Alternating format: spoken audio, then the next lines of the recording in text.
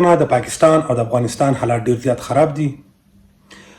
چې کله هم پاکستان آزاد شوی دی دغه وخت نه واله تر اوسه پورې د 2024 پورې د پاکستان او د افغانستان حالات سټیبل نشولو.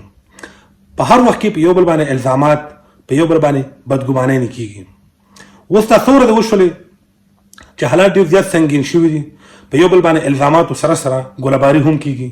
څو ورځې مخکې د پاکستان په علاقه کې یو حمله وشوله چې په هغه کې فوجي جنرالان شهیدان شولو. د هغه په مقابله کې د پاکستان فوجیانو په افغانستان په صوبو باندې سرجیکل سټرایک وکړو. د دغه د وجې حالات ډیر زیات خراب شولو او په سیمه کې او په دواړو ریاستونو کې یو تشویش پیدا شو. حالات سمې دو طرف ته روانو. بیا د جان اچکزی ته کوم اطلاعاتو وزیر دی د بلوچستان، هغه یو غیر ذمہدارانه پیغام ورکو او هغه یو داسې پیغام ورکو چې موږ په افغانستان باندې حمله وکړو، د بارډر په لارې باندې افغانستان نه مختلف علاقې ونیسو. نو یقینا چې داسې قسم بیانونه د دواړو ملکونو د دواړو ریاستونو په منځ کې یو غټ خلل پیدا کوي او دواړه ریاستونه جنگ طرف ته رامایله کوي. موږ په دې علاقو کې امن غواړو، کو هغه د افغانستان خلک دی او کو هغه د پاکستان خلک دی. بیا کو د دواړو ریاستونو په خپل منځ کې په لانجه شي نو د ټول نه زیات نقصان به خیبر پښتونخوا او بلوچستان ته کیږي، بلکې د ټول نه غټ نقصان به مسلمانانو ته کیږي. نو موږ دا غواړو چې یو داسې ډایلاګ وشي، یو داسې ډیبیټ وشي چې دواړو ممالکو ته کم اندېښنې دي، کم خدشات دي یا کمې مسلې دي چې دا ښکاره شي او په هغه باندې عمل وشي.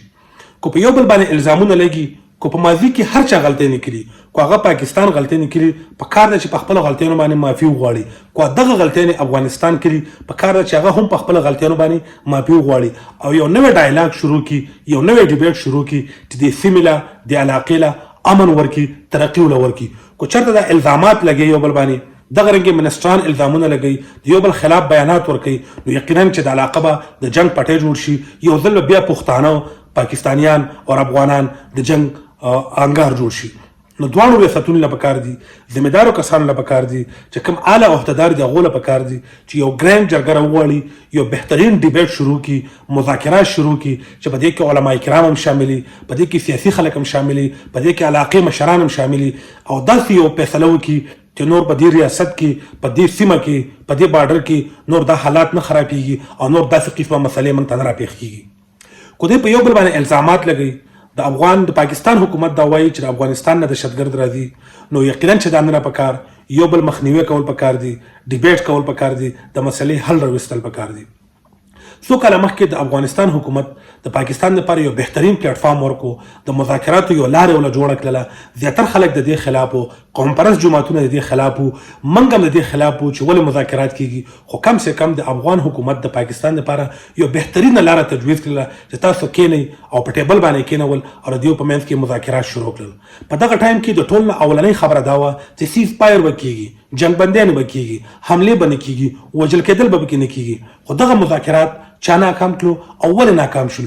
کو دغه مذاکرات اړو سره بلاک شوي نه وي، دغه مذاکرات جاري وي، په میاشت کې یو میټنګ کېدلې، په کال کې یو میټنګ کېدلې، خبره پکې روانه وي، نو شهدا به نه کېدلې، حملې به نه کېدلې، نور حالات به نه خرابېدلې. چې کله تا مذاکرات بند کړه نو تا دا ظاهره کړه چې زه اړو سره سیز فایر نه غواړم، زما توجه جنگ طرف ته ده، زما توجه وحشت طرف ته ده، زه مذاکرات نه کول غواړم. چې مذاکرات نه کوي نو بیا به حملې کیږي، د دواړو ریاستونو تعلقات به خرابېږي، بیا به خودکش حملې کیږي، بیا به پښتانه وژل کیږي، بیا مسلمانان وژل کیږي، د دې سیمې اقتصاد به تباه کیږي، د دې سیمې وسایل به غرق کیږي، د دې سیمې معدنیات به تباه کیږي او دلته به امن ډیر په مشکله باندې راځي. نو یو ځل بیا زه دواړو ریاستونو ته دا پیغام ورکوم، دواړو ریاستونو اعلی عهدهدارو ته دا پیغام ورکوم چې تاسو کېنئ، یو پلیټ فارم ته راشئ، مذاکرات وکړئ، ډیبیټ وکړي.